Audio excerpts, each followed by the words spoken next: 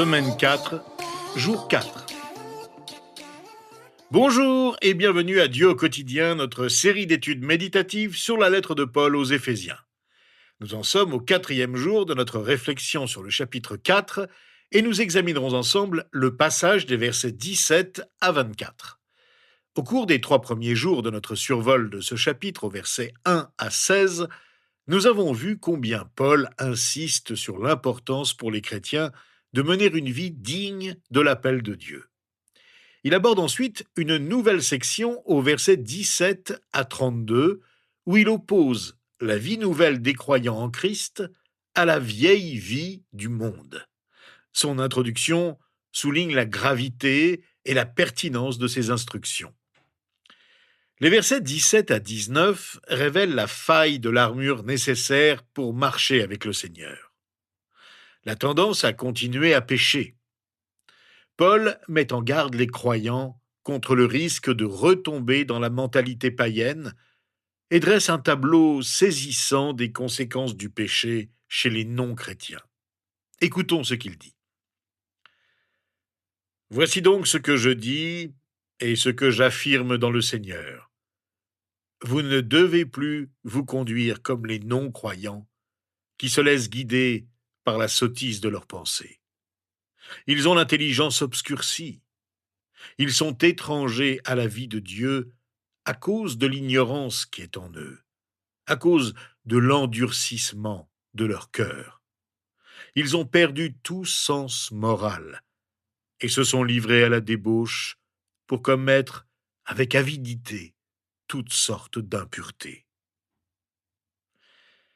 L'expression « j'affirme dans le Seigneur » donne du poids à ces paroles. La Bible en français courant l'exprime ainsi « Voici donc ce que je vous demande au nom du Seigneur ».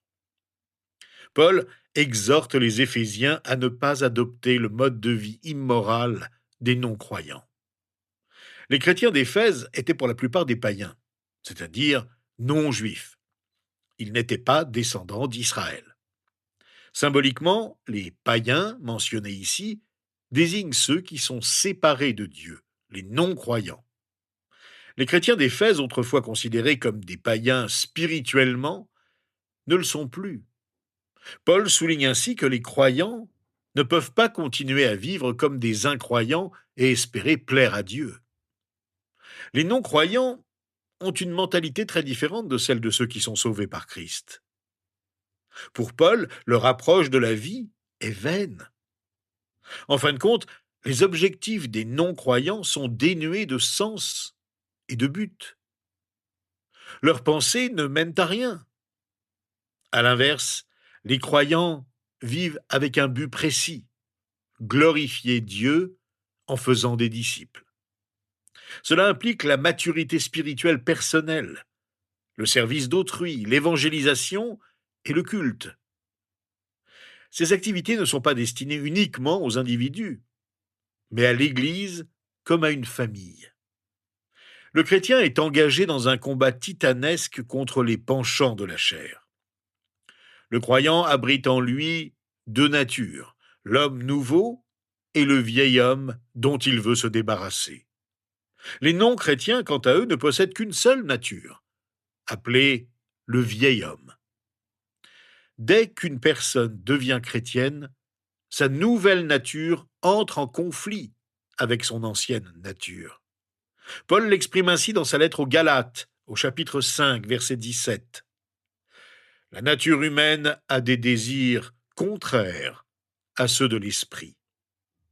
Et l'esprit a des désirs contraires à ceux de la nature humaine.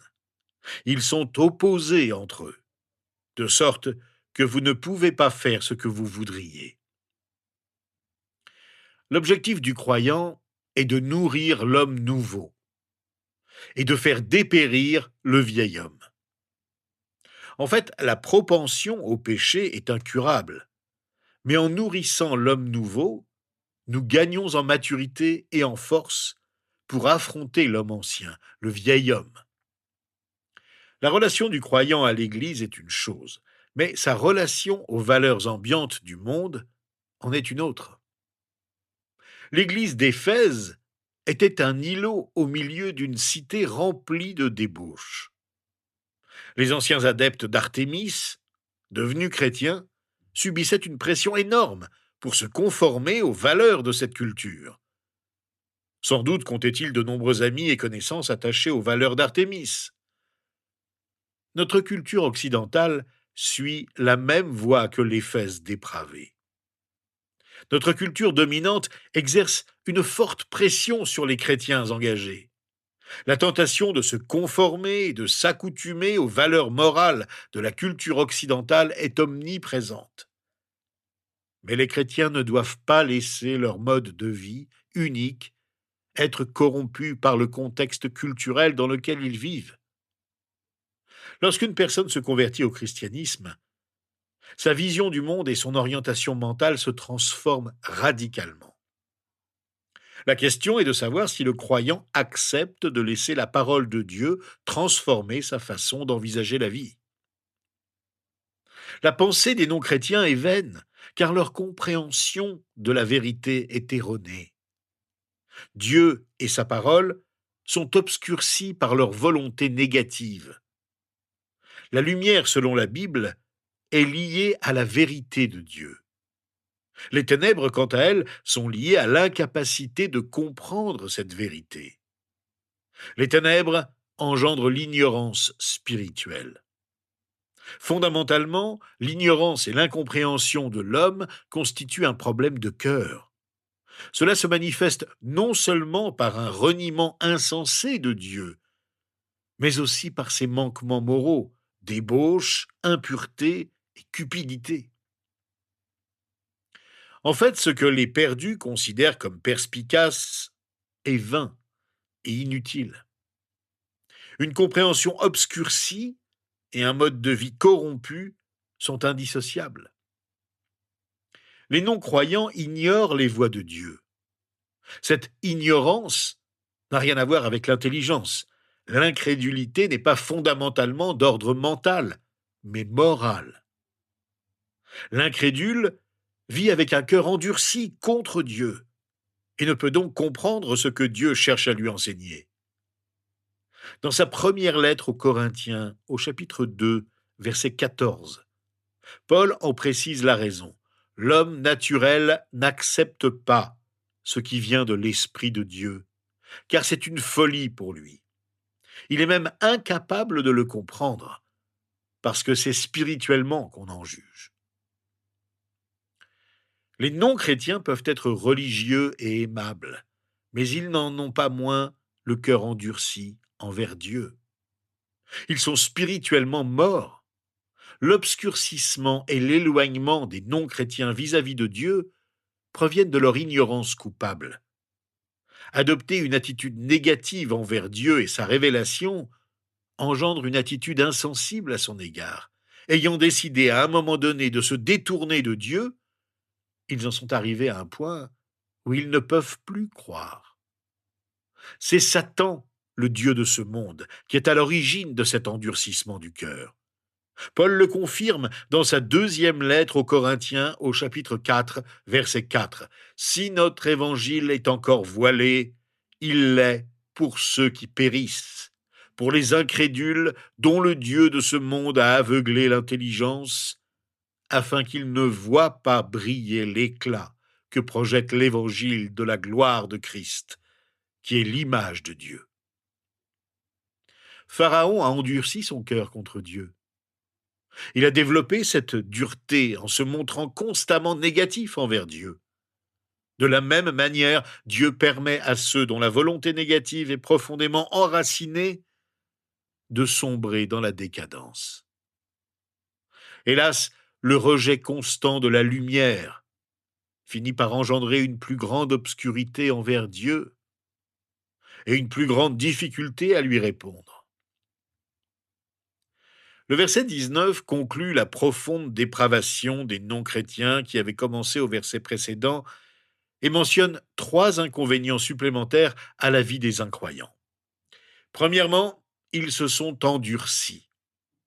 Employé uniquement dans ce passage biblique, le terme endurci signifie insensible et désensibilisé au péché. Les incroyants peuvent commettre le mal sans éprouver la moindre conscience de leur faute.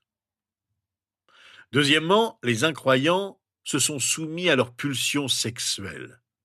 Cette référence à l'immoralité sexuelle est générale et peut englober diverses pratiques. Paul utilise le terme grec parédokan, qui implique une personne livrée au pouvoir d'autrui, trahie ou captive. Le péché n'est pas seulement destructeur, il crée une dépendance.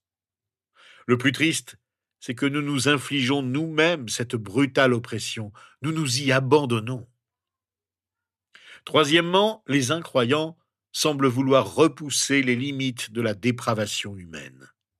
Paul utilise cette expression de manière générale plutôt que de dresser une liste plus longue et plus précise de péchés. Cela est évident en raison de la transition qu'il opère dans le verset suivant. Mais, afin de rappeler aux croyants que ce n'est pas ainsi qu'ils doivent vivre. Paul a souvent parlé de l'impureté comme étant déplaisante à Dieu. Lorsque les non-chrétiens adoptent constamment une attitude négative envers Dieu, ils s'endurcissent et s'abandonnent à ce qui est contraire à sa volonté. Aucune sensualité ne pourra jamais les satisfaire, car ils en voudront toujours plus. Le rejet constant des principes de conscience finira par corrompre leur propre valeur. C'est à ce stade que les non-chrétiens se pervertissent mentalement et se laissent aller à un tel désintérêt pour le jugement de la société. Ils ne tiennent pas compte non plus de l'opinion de Dieu à leur sujet. Il s'agit d'un esprit dégradé, un esprit indifférent à tout et à tous. Ils ne se soucient que d'eux-mêmes et de leur plaisir. La plupart des gens tentent de dissimuler leur immoralité et leur dépravation. C'est pourquoi ils pêchent en secret. Ils ne pêchent pas au grand jour, là où les autres pourraient constater l'étendue de leur dépravation. Cependant, il arrive un stade où ils se moquent de l'opinion d'autrui. Ils abandonnent toute retenue morale. Ces personnes sont indisciplinées et leur péché est débridé. Lorsqu'une personne décide de penser, d'agir et de poursuivre son propre destin à sa guise, elle se coupe de Dieu. C'est ainsi qu'elle s'éloigne de la vérité et devient spirituellement aveugle, dépourvue de tout repère moral. L'immoralité devient alors un mode de vie effronté et insensible. Si cela persiste, l'esprit perd sa capacité à distinguer le bien du mal et la vérité du mensonge. Tel est le destin vers lequel se dirigent ceux qui sont loin de Christ. Paul oppose d'emblée et avec force les pratiques pécheresses des incrédules à l'enseignement reçu par les Éphésiens. Il leur dit ceci au verset 20 de notre chapitre. « Mais vous, ce n'est pas ainsi que vous avez appris à connaître Christ. » Ces instructions aux Éphésiens montrent clairement que les chrétiens ne sont pas destinés à une vie de péché et de honte. Le texte grec de ce verset suggère une différence forte, nette et absolue entre les deux. Paul vient d'évoquer les manquements spirituels des non-croyants. Or, tous les chrétiens sont non-croyants avant de connaître Christ. La rupture entre ce que nous étions et ce que nous sommes est profonde et doit se refléter dans nos vies. Durant son long séjour à Éphèse, Paul a amené 12 hommes à Christ, a passé 3 mois à prêcher à la synagogue et 2 ans à prêcher dans la salle de Tyrannus. Tous les habitants de la région, juifs et grecs confondus, ont entendu la parole du Seigneur. Après que de nombreux habitants de la ville eurent brûlé leurs livres de magie, Luc note dans le livre des Actes « La parole du Seigneur se répandait et triomphait avec puissance. » Paul a fini par quitter la ville en raison de la persécution, laissant derrière lui une importante congrégation bien formée à l'Évangile. Ces croyants discernaient le bien du mal et n'apprenaient pas à connaître Christ d'une manière qui encourageait le péché. Les paroles de Paul les invitent à vivre une vie résolument différente de celle de la société environnante. Cette vie transformée, libérée du pouvoir du péché, est celle de ceux qui ont entendu l'Évangile et qui connaissent Christ. Comme dans toute assemblée, il est possible que certains ne connaissent pas Christ. Paul tient à souligner que ces paroles s'adressent spécifiquement aux croyants. La remarque de Paul lie ici la capacité d'une personne à se distinguer du monde pécheur à son salut en Christ. Paul rappelle également à ses lecteurs que Jésus est l'unique vérité.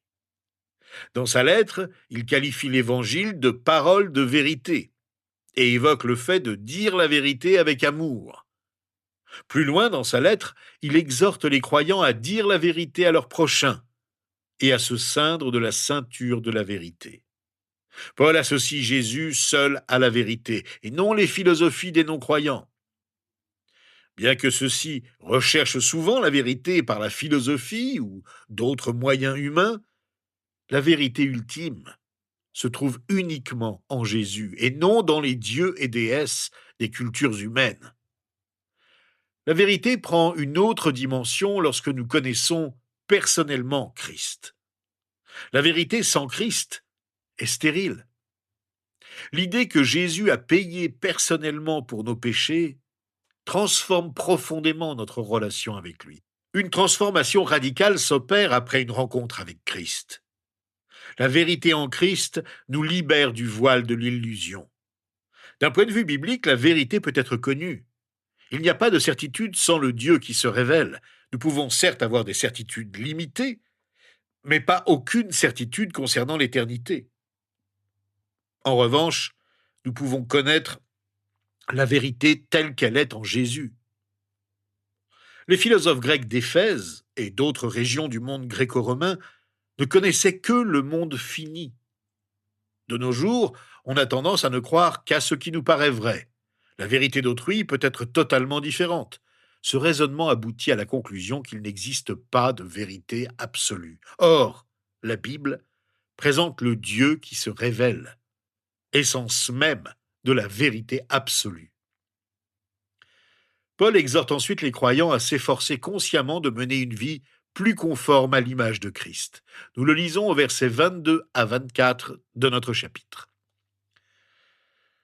On vous a enseigné à vous débarrasser du vieil homme qui correspond à votre ancienne manière de vivre et se détruit sous l'effet de ses désirs trompeurs, à vous laisser renouveler par l'esprit dans votre intelligence et à vous revêtir de l'homme nouveau, créé selon Dieu dans la justice et la sainteté que produit la vérité.